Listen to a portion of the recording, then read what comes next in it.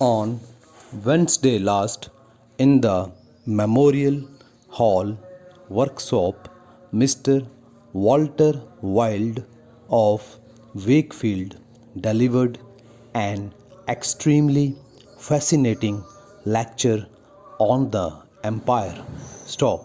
He referred to the enormous size of the dominions, to the millions of people of various races living in them, and to the bewildering variety of animal life to be found in the area included in the empire.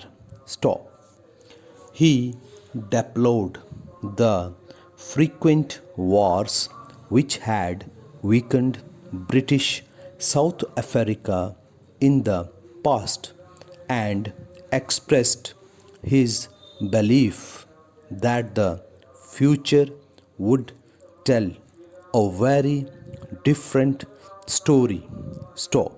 Mr. Wilde spoke in warm appreciation of the ever growing love between the dominions and the mother country, and declared that genuine affection was the best possible bond of union between us. Subsequent speakers included Messrs.